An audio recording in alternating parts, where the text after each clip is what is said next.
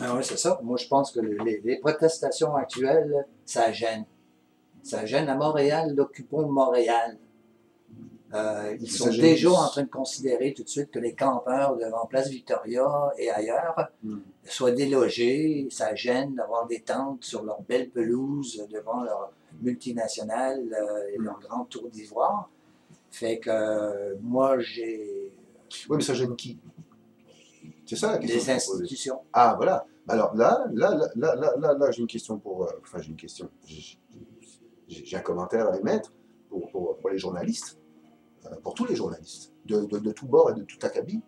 Euh, ben, peut-être cibler les points, ok, et les personnes intéressées qui nous disent que ces gens-là dérangent et qu'ils les questionnent sur les points précis, sur qu'est-ce qui dérange au juste. La salubrité, ils ont des balais, ils ont des sacs, ils peuvent faire du nettoyage, ils s'organisent eux-mêmes, ils sont très bien capables de s'occuper de nettoyer leurs précarés. Ça gêne quoi au juste? Ça gêne l'image, ça gêne parce que bon, ça fait X temps, ça fait 2 jours, ça fait 3 jours, ça fait 4 jours, ben là, il y a du monde au centre-ville, là, tu comprends? Ben, oui, oui. Un mois à New York. Un mois à New York, oui, ben oui, pour que éventuellement euh, ça soit entendu, ça soit considéré. Et comme je te dis, bon, ça va être récupéré de toute façon politiquement. Ça a l'air qu'il y a des démocrates aux États-Unis qui commencent à s'intéresser à la question pour le récupérer politiquement pour l'année prochaine à cause Oui, des mais ça élections. gêne à tel point que je pense que les forces policières vont s'y mettre à faut déloger de force ces gens-là. Mais s'ils sont délogés de force, on a eu le G20 à Toronto l'année passée. Oui, oui. Il y a eu des actions en justice, il y a eu des procès. S'il y a de la force, je veux dire, s'il y a de la brutalité policière utilisée, de toute façon, il y en a déjà eu. Il faut que ces gens-là se mettent ensemble, se fassent représenter dans les cours de justice pour demander réparation. Mais la Et violence va être omniprésente dans le délogement de ces gens-là. Ça ne sera pas en douceur. Donc, il y malheureusement, aura des blessés. malheureusement, j'espère que non. J'espère que Il va y avoir du grabuge. j'espère que la police va avoir quand même conscience parce que la police le policier est aussi un salarié. Là. Oui, tout à Le fait. policier a aussi une famille. Le Ah, policier oui. est aussi, il comprend. Je suis certain qu'il y a un paquet de policiers qui comprennent exactement ce qui se passe. Ok. Des anti-émeutes avec des casques aussi. Et que bon, il y a peut-être un sergent ou un lieutenant, je sais pas, un capitaine zélé qui en bouscule 2, 3 pour leur dire ok là, tu sais, un petit, je sais pas, c'est des humains et ils répondent à, je veux dire, à des émotions aussi, mais je suis certain que tous les policiers ne sont pas des joueurs de matraque. Il y en a qui ont des consciences et qui comprennent la situation et qui sont mal pris parce qu'ils ne veulent pas être là. Euh, et là encore, c'est la job peut-être pas juste des journalistes, mais peut-être que ce serait bien qu'un député ou du gouvernement, pas seulement l'opposition, mais quelqu'un du gouvernement aille sur place voir, parler aux policiers, parler aux gens et dire ok, bon, regardez, on a un problème, on n'avait pas vu venir celle-là. Ok, on va travailler ensemble.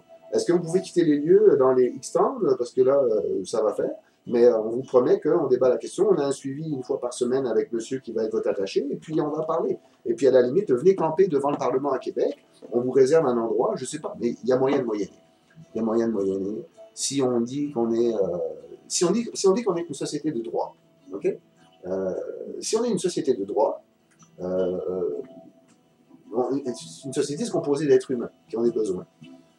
Et les tendances et les choses qu'on lit sur Internet, ah oui, ça doit être une gang de hippies parce qu'ils n'ont rien à faire, puis moi je paye des impôts, puis je travaille, puis je paye pour eux autres. Ben oui, on paye tous des impôts, on paye tous des taxes. Alors le discours n'est pas là. C'est 300 000 et plus, peut-être qu'ils peuvent s'en foutre un peu, mais dernière 2006, je pense, c'était quoi les dernières statistiques du Québec? L'ancien ministre, M. Séguin, qui fait des chroniques maintenant dans le Journal de Montréal, qui était avec Charest, en 2005 ou 2006, on va dire inflation à 2 et quelques pourcents par année, alors on amène ça à... En tout cas, il disait qu'à l'époque, 65% ou 60, au-dessus de 60% du Québec gagnait 30 000 $ et moins par année. Okay. Donc plus que la moitié de la population du Québec faisait, en 2006, 30 000 et moins. Alors disons qu'en 2011, disons qu'on a fait un progrès, disons que c'est 50%. En admettant, ce que je doute, en admettant que la moitié de la population active du Québec fasse 30 000 et moins par année. Ça fait combien? Ça fait quand même 3 millions de personnes là, qui sont concernées. Alors on se bat les uns les autres pour... tiens, on est en train... Ah, toi, tu gagnes 2 piastres de plus que moi. On se bat pour des peanuts. Là. Puis on se divise pour... Alors que la vraie question est une question d'économie réelle versus une économie de papier, de dette créée pour créer des privilèges à des gens à qui on n'a pas accès, qu'on ne peut pas voir, qu'on ne peut pas toucher, qu'on peut pas, parce qu'ils sont invisibles ou intouchables. Je veux dire, c'est ça. Et malheureusement, ce système-là, cette opacité-là, fait que, bon, il y a des débordements, il y a des guerres, il y a des...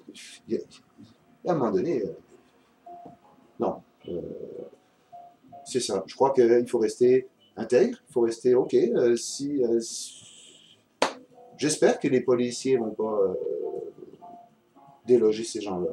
Mais si c'est le cas, s'organiser en comité et dire, bon, OK, maintenant, prochaine étape, c'est dans le respect, pacifiquement. Mais, mais les policiers sont là pour protéger la paix aussi, la paix oui. de la population qui sont craintifs de passer dans les secteurs où il y a des manifestants actuels, des protestations qui occupent certains secteurs et les gens évitent ces secteurs-là. Ils ne vont pas aller marcher là avec leurs enfants. Ils ont peur que ça se dégénère dans la violence. Moi, ce que j'ai lu, en tout cas, j'ai lu dans Cyberpresse, qui est un journal quand même officiel, qu'il y avait une famille, un monsieur, sa femme, et ses 2 enfants qui sont allés au Square Victoria, camper là une nuit.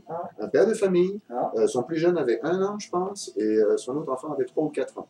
Fait que monsieur, madame et les 2 enfants, ils étaient dans une tente avec les 2. Fait que, tu sais... Oui, c'est vrai, à Vancouver, il y a beaucoup d'enfants qui sont participants avec les parents dans les manifestations. C'est le seul endroit qui a été vu au Canada où les protestataires avaient leurs enfants avec eux.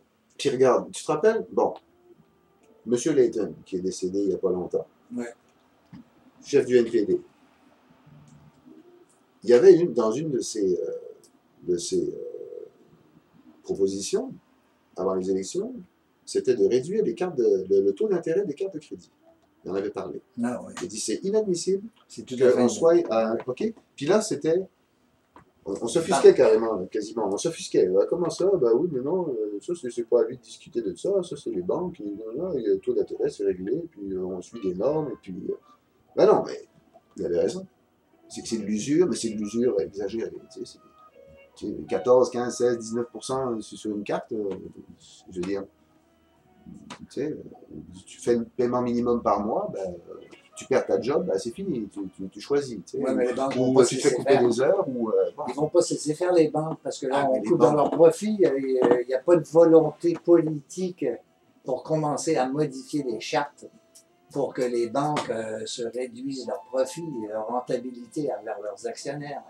Alors, on revient à tout ça encore. Oui, alors bon, qu'on définisse qui sont les actionnaires, de quoi ils ont besoin.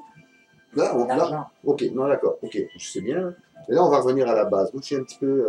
j'ai pas été à l'école longtemps, mais j'ai lu quelques livres, je me suis intéressé à 2 affaires, j'ai vécu, j'étais chauffeur de camion, je fais de la musique, je travaillais dans des shops, je travaillais dans une école, j'ai rencontré toutes sortes de monde, ok. Puis une chose que j'ai appris dans ma petite vie, ok, c'est un adage de Marx qui disait à chacun selon ses besoins, de chacun selon ses moyens. Ok, c'est utopique parce que ça ne s'est jamais appliqué, parce que l'Union soviétique s'est démantelée. Je prône pas une rigidité, une orthodoxie marxiste, communiste, mais prenons ce qui est bon dans chaque philosophie ou idée que l'histoire nous enseigne. Ok? Donc, de chacun selon ses besoins. Non, oui, c'est ça. De chacun selon ses besoins, à chacun selon ses moyens. Donc, que tu sois riche ou pauvre, tu manqueras pas d'eau. Que tu sois riche ou pauvre, tu manqueras pas d'électricité. Que tu sois riche ou pauvre, tu manqueras pas d'éducation. Que tu sois riche ou pauvre, tu manqueras pas de santé. Que tu sois riche ou pauvre, on définit un certain nombre de paramètres pour qu'une société s'organise. C'est ce qu'on avait pendant 30 ans. Ce qu'on a appelé les 30 glorieuses. Ici, on a eu ça avec la Révolution tranquille. Pourquoi du jour au lendemain, ça ne marche plus? Parce qu'on a dérégularisé. On a dit maintenant, c'est le marché qui s'occupe de tout. Ben non, je suis désolé. Est-ce que notre gouvernement responsable a pris une décision responsable à l'époque pour qu'on ait ce minimum de choses-là pour que ça roule, pour que ça fonctionne, avoir une population éduquée, avoir de l'électricité pas chère, parce qu'on on est l'Arabie Saoudite du monde pour l'eau, on a des barrages, puis bon, on a l'électricité pas chère. On a nationalisé l'Hydro-Québec, merci M. René Lévesque. Je veux dire, et ça, 30 ans plus tard, ce serait plus bon? Au nom de quoi? Pourquoi est-ce que ce qui. Comment ils disent en anglais? Ils disent why fix it if it works? If it works, why fix it? Hein? Ouais. Non, c'est ça. Ils ont fait le libre-échange avec Mulroney puis l'autre à l'époque, acteur Reagan. Là. Puis on a envoyé au Mexique, puis on a envoyé ici, puis on a. C'est là qu'on a commencé. Alors, maintenant, on est tout mondialisé. Mais regarde la résistance actuellement. Obama, qui est le pays le plus riche au monde, soi-disant, soi-disant. et l'homme le plus puissant au monde, soi-disant, n'arrive pas à vouloir ajouter une taxe aux plus riches. Il y a une résistance majeure par une minorité. Oui. Ben oui. Donc, ils ont un pouvoir énorme sur ces décisions-là. La volonté politique va suivre les riches. Oui et non, parce qu'il a été porté au pouvoir par une majorité d'Américains qui étaient d'accord avec certaines idées. Faire une assurance maladie, faire une assurance santé. Là, les républicains, ils se révoltent contre ça. Parce oui, ils mettent des bâtons dans les roues parce que ça va être moins rentable pour les compagnies d'assurance médicale. Voilà. Oui, parce qu'ils sont sous l'impression que si tu as une bonne idée, l'année d'après, là, hop, tu peux faire des millions. Tout le monde peut faire des millions. C'est un petit peu l'espèce de bulle d'enchantement dans laquelle, collectivement, j'ai l'impression qu'ils sont. En tout cas.